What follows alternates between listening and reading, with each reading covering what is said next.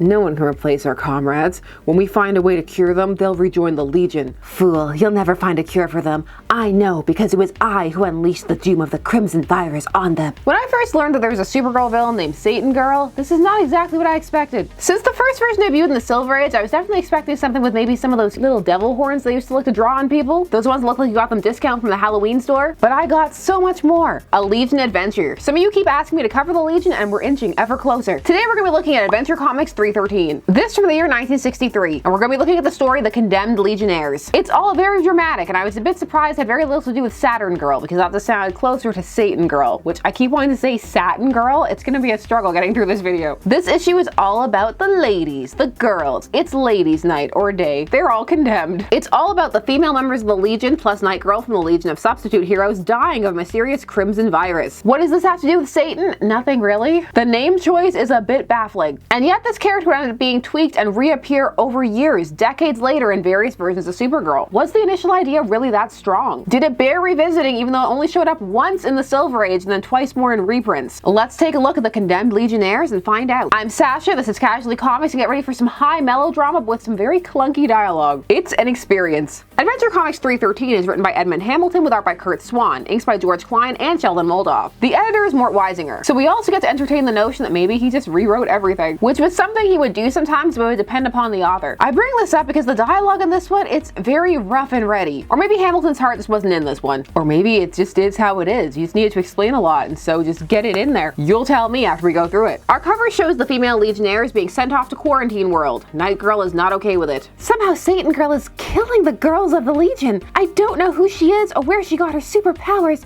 but we've got to stop her. Our teaser page cues us into the fact that this is a Supergirl plot. And also, in the Silver Age, if you're in a wheelchair, you have to wear your blanket in such a way that you could hide a mermaid tail underneath, just like Lori Lamaris, or that merman that Lois Lane almost married that one time. Our opening is all the female Legion members suddenly falling ill to the Crimson Virus. And the way it happens, it does look like a coloring error, but it isn't. Monel, you said 2 planets far across the universe are on a collision course. With our superpowers, we too can prevent their colliding. Yes, we must start soon on that life or death mission, but an awful thing has happened here, Superboy. Every girl in our Legion has become the victim of a strange crimson virus, and we can't find a cure. This is terrible news. Well, it doesn't look like they're trying very hard. Mon-El is gonna learn firsthand how little Clark tries with these things when he ends up trapped in the Phantom Zone with lead poisoning. A special space bubble is quickly prepared, and then comes a tragic farewell. Must we go into exile, Superboy? I'm sorry, Saturn Girl, but all the female members of the Legion are doomed. You must go to Quarantine World. This space bubble will take you there automatically. Let's hope we can find a cure before you die. All the dialogue in this issue is like this. It's heavily expository and very blunt. Hope we can cure you, try not to die. We need to go off and stop 2 planets from colliding, which is important, and they do go do that. After they leave, Satan Girl suddenly shows up. I'm Satan Girl, and I've come to take the place of your girl Legionnaires. With my superpowers, I can do more things than all those girls together. No one can replace our comrades. When we find a way to cure them, they'll rejoin the Legion. Fool, you'll never find a cure for them. I know, because it was I who unleashed the doom of the Crimson Virus on them. It was me, Dio. Also Barry. Yeah, they're definitely not gonna let you join now. Or maybe she just went right into that because she knows how the Legion is about letting people join. Once they say no, it's no, even if you have good powers. Sorry, Lana, a Legionnaire must have natural powers, but yours come from that bio ring. Please sit there with the other rejectees. So I'm not good enough, eh? Well, you haven't heard the last of the Insect Queen. And even if they let you in, there's gonna be some hazing. You rejected me, and you'll regret it. I'm going to Quarantine World, and when I get through with your girl Legionnaires, they'll all be dead. Don't let her get away. Grab her. They don't succeed, and she destroys their ship. But then they remember, wait, Supergirl is coming from the past to visit them. She can help. She has all kinds of special powers. On Quarantine World, the isolation war of the universe, where those with dangerous illnesses are sent to spend their last days, unless they're cured. We robot nurses serve patients here because we can't catch any virus, and we know our profession. I like that that was second. This robot's dialogue is both stilted, but also delivered in such a way that you can imagine a robot saying it. I turned off the curative ray, and now I'll give you a different treatment. Somehow she's making our virus worse. We're too weak to use our superpowers to resist. Our legs are so warm. But there is an interruption to the mysterious deadly attack. Supergirl, not even you can stop me from destroying all the girl Legionnaires. Who are you? Her mask is lead-lined, so I can't use my X-ray vision to see her face. Satan Girl matches Supergirl blow for blow. So now Kara's left to wonder, is this girl, or woman, Kryptonian? Who is that girl? She assumes that she must be from Krypton because she seems so invulnerable. She even tries to melt the lead-lined mask off her face because she just assumes she'll be fine. She doesn't succeed though. But she then leaves to go find some kryptonite, and she gets some and throws it at her, but it doesn't work. So she must not be Kryptonian after all. Also, now Kara can't follow her because there's kryptonite everywhere. But Satan Girl, using her super strength, has drilled on through the asteroid to the other side. That gives Supergirl the slip, but I must move fast. I've only 48 hours altogether. By the end of that time, all the girl legionnaires must be dead. Not suspecting the mysterious deadline her enemy is racing to meet, it's minutes before Supergirl discovers the trick. She got away. Who is she? And why does she hate me so? But no matter what the answer to those riddles are, I've got to save my Legion comrades, even if it means my own life. Why did she hate me so? All of your friends are dying, well, only the female ones. End part 1. Yes, this takes 2 parts. And part 2 promises us the super pets, including Comet, but he has no dialogue in this. No perving over Kara this issue. So this part is made up of Supergirl trying to figure out who/what Satan Girl is, and also them moving the female legionnaires around to try to keep them safe, which includes stops at some random planets only Supergirl is aware of, like this planet of terrifying alien cat balls. I once saved these intelligent alien animals from extinction by repelling the cosmic dust when it was about to engulf them. If they remember, they'll give the Legion girls refuge here. Look, they move by bouncing. Even I, with my super bouncing power, can't do better at it than they. Bouncing boy is really into if you can bounce. Kara now assumes that Satan Girl must be an android, and she gets the appropriate weaponry because she has weapons for that. But she's wrong. It didn't work. Then she can't be an android, as I was sure.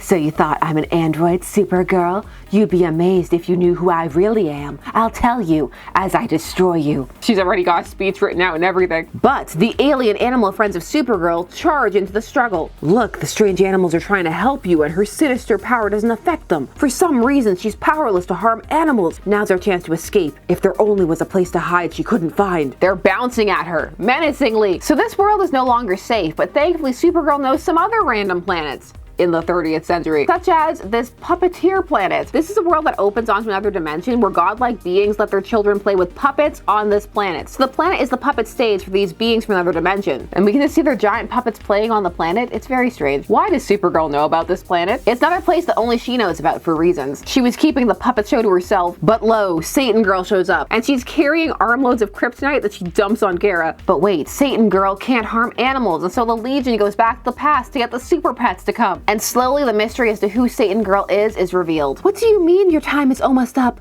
Who are you anyway? I'm your other self, Supergirl.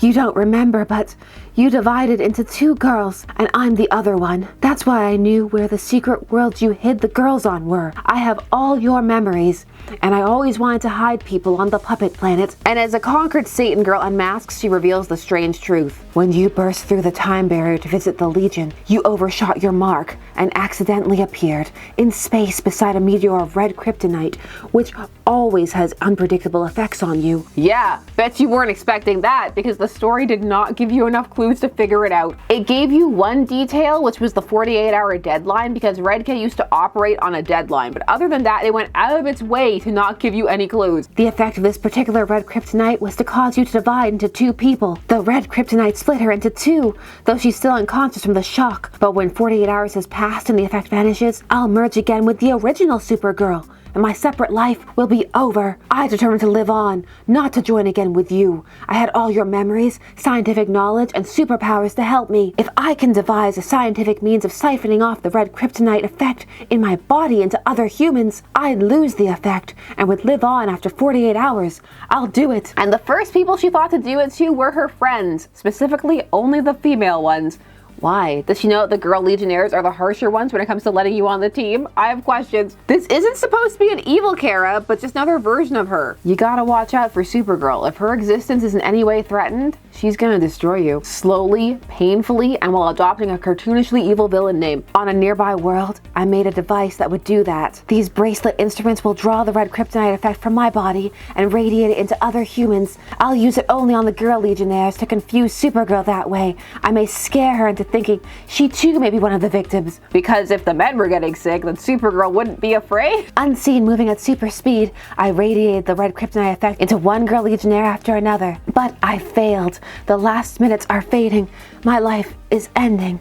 It would have been wonderful to live my own life, but it's over. Several questions. Was there a reason, aside from to facilitate the drama and the plot, that she couldn't siphon off all of it at once, or break it up into such a minuscule amount that it wouldn't be killing people and she could still get rid of it? There's a really dark, interesting story here. It's almost the prototype for that Thomas Riker episode where he gets split into two by the transporter, or a reverse of the terrifying Tuvix episode where Tuvok and Neelix get combined to a new person. Lots of questions about the agency of the split-off Supergirl. Do you feel sympathy for her now that you know her story? Or should she have told someone? They could have tried to help. Or maybe, seeing how quickly she went evil, she knows Kara's mind and knows that she wouldn't help her, that the Legion wouldn't help her. Or maybe this was just her chance. She was like, now, finally, I can be evil. Lots of questions not to be answered here, but for us to ponder forever. And odd, legionnaires see an incredible fusion. The effect of the red kryptonite has passed. She's fusing into me again. But I still don't understand, how could she be immune to green kryptonite when she was me? She's really unfazed by her just vanishing out of her clothes and being sucked back into her. Also, that was a question, and the answer is she was wearing a lead costume, all of it, lead lined. And that was enough to stop green kryptonite from affecting her. But her face was open, but I guess the rest of it was just enough. Why doesn't Kara regularly wear a lead lined suit if it's so effective? Does she retain the memories of Satan Girl or the feelings that came with that? If the red K wears off after 48 hours and now all the Legionnaires are cured, would they have been cured anyway? This story is an interesting entry in terms of the Red Kryptonite Chronicles and just the random effects it used to have during the Silver Age. But it's not the most well-paced or compelling mystery for a Legion adventure. It's got some very stiff expository dialogue and feels padded by part 2, and employs a lot of misdirects to get to its reveal. Things very much just happen. Since when can Supergirl not harm animals? I mean, she shouldn't, but can't? That's a very different thing. Or maybe it's just killing her friends from the future is fine, but animals, that's too far. There are some cool ideas here, but they have more to do with the duplication concept and an evil Supergirl, or siphoning off Red K to other people, than with the name of Satan Girl. And yet, for the time, that's gonna be what's transferred over first. We do get a brief appearance of the original Satan Girl, or a version of her, over in Legionnaire 17 in 1994 as a zero-hour tie-in. She's referenced by writer Mark Waid, who loves to bring up classic Silver or Golden Age characters when he can, to show that he knows his DC history. We saw him do this with his Brave and the Bold team-up series featuring Hal and Barry, and stories that went to slot into their history, where he brought back the Golden Age star Sapphire because he could. We did a video on it, link below. Satan Girl shows up in this issue when they're discussing how reality is fragmenting, and there's a statement saying who she is: the strongest duplicate of Supergirl, the most cold-hearted duplicate of Supergirl. Or is she? I don't know if we can credibly make that statement. In the year 2000, a new version of Satan Girl would show up. This from the Peter David Supergirl series, the one that sought to do Supergirl even though Supergirl had died in Crisis on Infinite Earths, which meant they had to get creative to bring her back. And so in the 90s, after Supergirl had died in 1985, a new way to utilize the character was found. David accomplished this by using a civilian character, Linda Danvers, which was a play on the name that pre-Crisis Supergirl had used. As her civilian identity, she had been Linda Lee, and then she'd been adopted by the Danvers, and so she was Linda Lee Danvers. This Linda Danvers was the biological daughter of the Danverses. And in this timeline, she would fuse with the Matrix version of Supergirl, who, as the series went on, would become the Angel of Fire. As the run went on, David began to play more and more with some biblical imagery, and he would also draw on concepts from the Silver Age Supergirl, which he had a fondness for. At the very end of his run,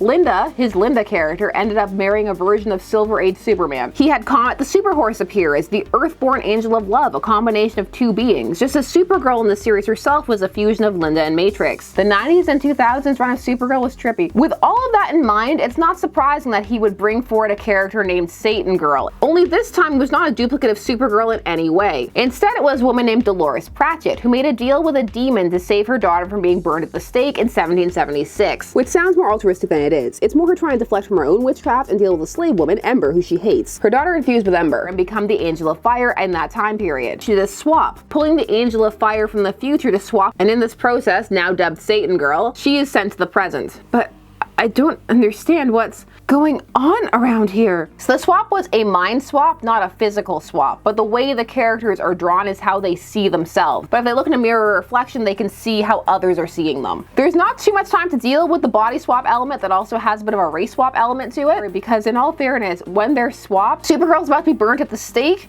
and Ember has to dive right into fighting as Supergirl. Priorities, there's no time. There are parts of the Supergirl arc where it can feel a bit impenetrable if you weren't following along. Issues 40 and 41 of this Satan Girl arc are a bit dense if you weren't already on the Peter David Supergirl train. I don't know what to do. I want to live. I don't want to go back into the pit from which this confluence of events has freed me. I'm afraid. It's all right. Do as you must. I'm not gonna beg you to return. I'm not gonna die pleading. I'm not afraid of death. You do as you must. You must do what you think is right, for in the end, that is all that anyone can do. Ultimately, our Earthborn angels do swap back, and Satan Girl is defeated by the enemy that gets us all. Time. I could have held her in my arms once more. We could have lived together, but now she's gone back there, back to eternal suffering.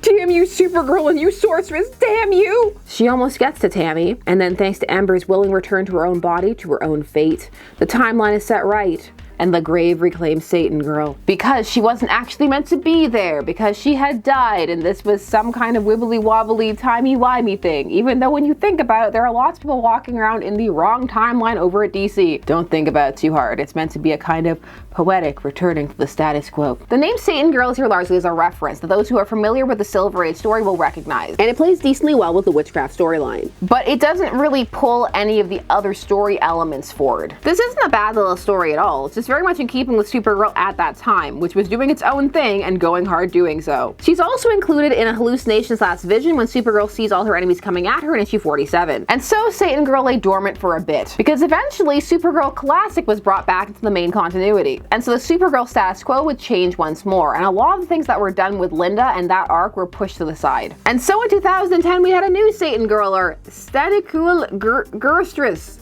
Stanicul Gerstress, which is a name that has those sounds in it, even though I pronounced it terribly and didn't make it sound like it did. So that's how they're going to explain kind of logically how they chose the name, not that it came out of nowhere. That and her appearance when you see her. She appeared in Supergirl Annual number 2 from the Sterling Gates era of Supergirl. This was after Supergirl had returned as Kara Zor, the cousin of Superman. This was past the part of her return that some have dubbed the Britney Spears era, which is very much for how she was drawn and presented at the start of her return. Here in this annual from 2010, we do have a Legion story, and our Satan Girl is accidentally unleashed by Brainiac 5. What did you do? Nothing. I was running tests on it. On what? It's a 10,000-year-old Brokian hunting statue, rumored by natives to have magical properties when struck by lightning. So I was analyzing its reception to other kinds of energy. Okay, so what did you hit it with? I opened the time stream and bombarded it with Cronian energy. What? Yeah, I don't know why you would jump from lightning to time energy. That seems like a bit of a leap. Anyway, he says that because he did that, they have seconds to live. His calculations are wrong. They have longer to live. All his calculations are wrong for this experiment, really. But now we have our Satan Girl, and I get my devil horns, and we get a lot of references to the classic story. Because Satan Girl here does unleash a crimson plague, but this wants to make the world love her so she can conquer it. But when it manifests, you do still get to do your best Beat impression. Who wants to be the first to love me? Her crimson plague invaded our bodies. Once it was airborne, the world was doomed. We've been physically taken by Satan Girl. She took the city, ours the world, in days.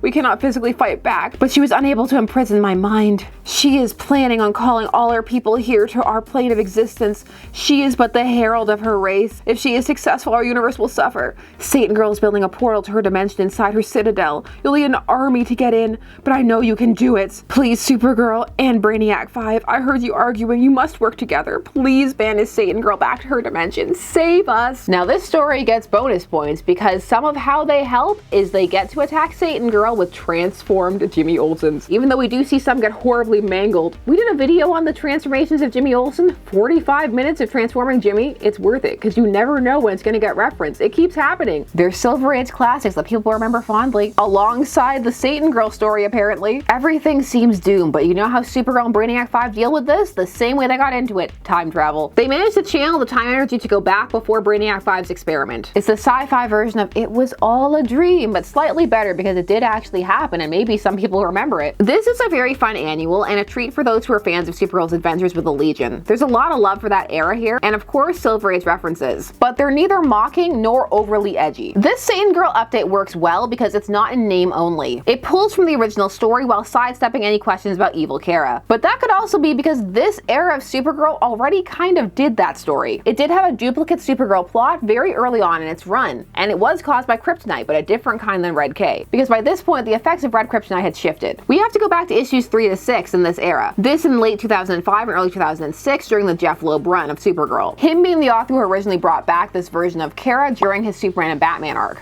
Now this arc from 3 to 6 saw Supergirl being exposed to black kryptonite, a kryptonite which had debuted on Smallville, which was running and quite popular at the time, and still popular in my heart. Black kryptonite on the show caused beings to split into 2 personalities. Humanity has made you weak.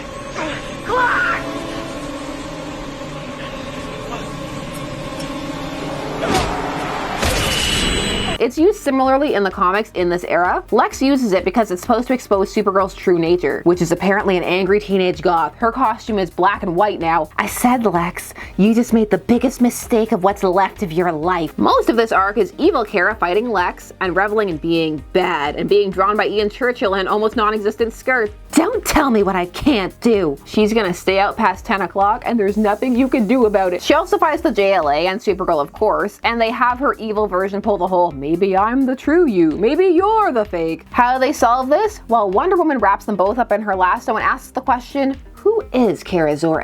And that causes them to fuse back together because the answer is they both are deep. Only not really. This arc was much more let them fight than who truly is Supergirl. A question that would run for a while before they figured out how they wanted to portray her, since the way she returned left her in a bit of an awkward position in this time period for a little bit. Sometimes people struggle with what to do with Supergirl since her death. It was decades ago, but the effects still linger sometimes. By the annual we discussed, it has an idea. Now, some say this arc we just discussed was inspired by the Satan Girl story, but I'm not so sure, because while it does have Supergirl being split by kryptonite, and we do have a duplicate, it's very much your standard good version, evil version story, which is a staple and a classic. That's a more generic type of tale that can be traced back far further than the Supergirl Silver Age tale. And since it doesn't have any other references to the condemned legionnaires, it may just be a more generic duplication story. On the whole, I was a bit surprised that the condemned legionnaires had such legs. It clearly made an impression and carried forward in some unique ways. To me, the original story was a bit awkward, rudimentarily told in terms of dialogue and exposition, and while interesting, wasn't the best constructed. But it clearly had its fans, at least 3 of them. One kept the whole character, in another case the name, and in another case some of the base concepts reworked for a new Legion tale. So this idea managed to manifest a couple of different ways. So clearly it had a bit of versatility to it. And who am I to talk? I nearly spent an hour talking about Jimmy Olsen turning into things. The Silver Age can grab you in ways that you don't expect. Satan Girl. Some names are so simple they work, and some veer towards silly. For me, this one veers a bit towards the silly side. So that was the Condemned Legionnaires. Some fun ideas and interesting use of Red K, and a Crimson Plague, and some surprising updates. But ultimately, in my opinion, it's an idea that while worth referencing, isn't worth a full reboot, or the character doesn't need to make a complete resurgence. It's fun for a one and done, just like the original story. But those are just my thoughts, and I want to hear yours. What did you think of Satan Girl? Does this character need a comeback? Which version was your favorite? How would you bring her back again if you were going to? The idea of a full-on other version of Kara out there with her memories fighting for her right to live is interesting, but they actually did do this idea again in the 80s series, but instead it was a bunch of little Karas who were duplicated who came together to form one big one. We covered that series too. It's underrated. We have a whole Supergirl playlist, and it's always fun to add to. I hope that you enjoyed this edition. If you did, please do the YouTube things. Like, share, comment, subscribe, and thanks so much for taking some of our day spent discussing comics with me. I always appreciate it, and I will see you again soon with more videos. Bye-bye.